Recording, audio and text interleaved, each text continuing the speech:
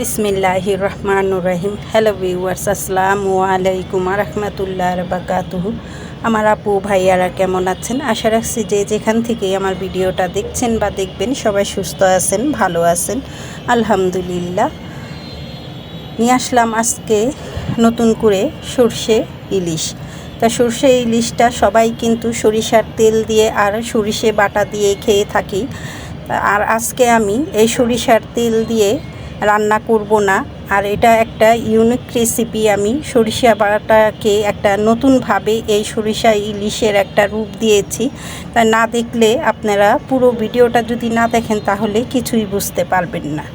আর সবাই বলে সরিষা ইলিশ মানেই সরিষার তেল আর সরিষা বাটা।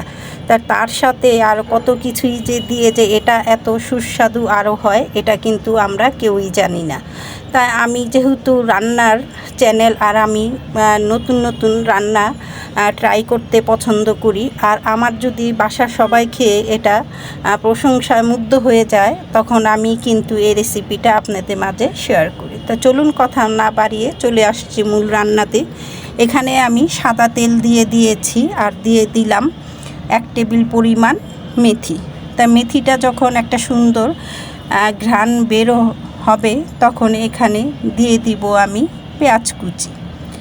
ভিডিওটার শুরুতেই একটা কথা মনে করিয়ে দিতে চাই আমার আপু ভাইয়াদের, যারা নাকি এখনও পর্যন্ত লাইক দেননি, প্লিজ একটা লাইক দিয়ে দিবেন, আর প্রথম থেকে শেষ অবধি পর্যন্ত আমার এই রেসিপিটা দেখার ট্রাই করবেন। এখানে ছোট ছোট টিপস আছে, আর এই টিপসের মাধ্যমেই কিন্তু আমার এই রেসিপিটা এতটা আমার বাসায় জনপ্রিয় এবং সুস্বাদু। তা কীভাবে হলো চলুন। তা পেঁয়াজটা কিন্তু একেবারেই কিন্তু আমি লাল করিনি, হালকা নরম হয়ে আসছে, তখনই আমি এখানে 1 কাপ মেজারমেন্ট কাপের যে 1 কাপ পেঁয়াজ কুচি, সেটা আমি পেস্ট করে নিয়েছি, আর সেটাই এখানে দিয়ে দিলাম। আর এখানে সর্ষে বাটা দিয়ে আমি ইলিশ রান্না করব। মেথিটা দিয়েছি কেন?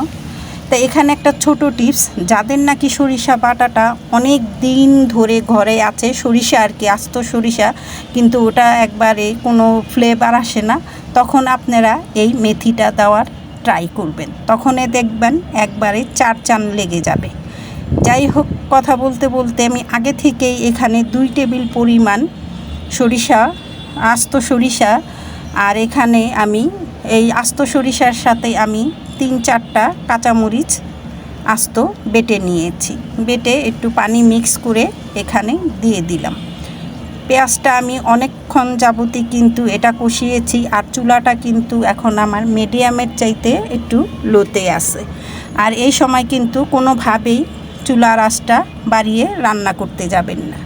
তাই দেখুন, সরিষাটা কিন্তু একবারে আমি ভেজে নিয়েছি সব কিছু। এখন এখানে দিয়ে দিব শুকনো মশলা। তাই এখানে শুকনো মশলা, ধনিয়ার গুঁড়ো, জিরার গুঁড়ো, হলুদের গুঁড়ো, মরিচের গুঁড়ো সব কিছুই আধা চা চামচ করে আছে।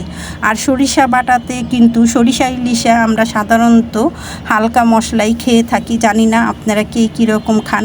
বেশি মশলা দিলে কিন্তু তখন সরিষার যে একটা ফ্লেভার, সেটা কিন্তু আর আসে না। এটা হলো আরেকটা টিপস। আমার ছোট ছোট টিপস দিয়েই কিন্তু এই রেসিপিটা করা, তার জন্যই বললাম সবাই প্রথম থেকে শেষ অবধি দেখবেন।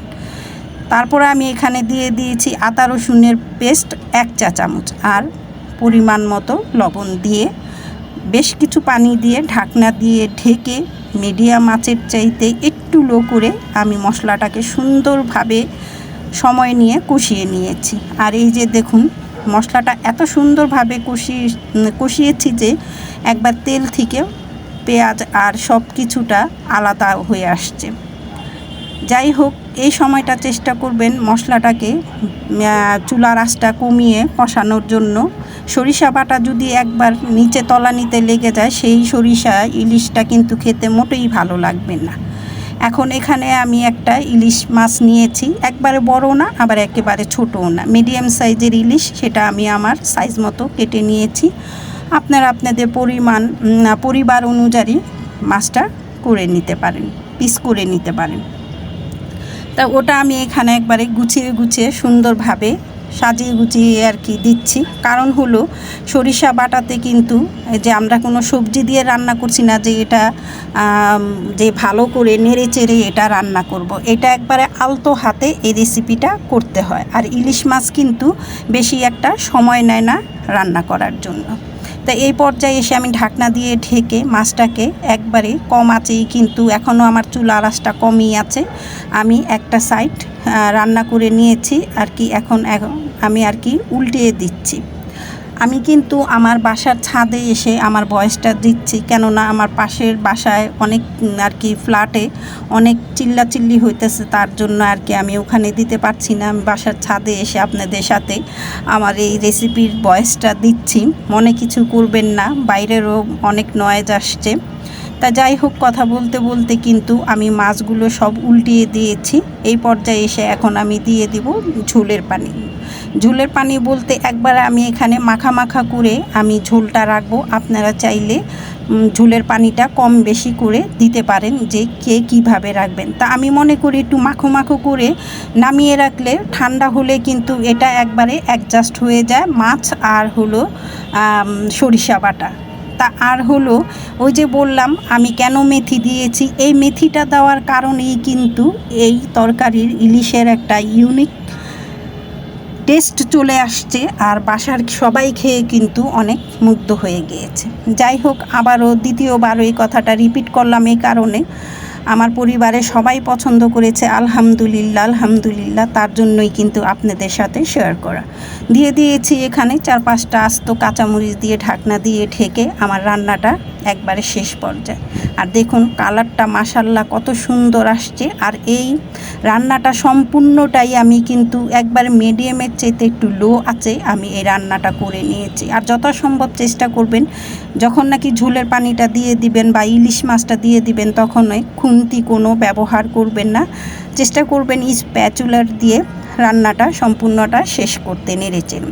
আর সাইডে যে থাকা যে মশলাগুলো ছিল সেটা আমি মাঝখানে এনে দিয়েছি।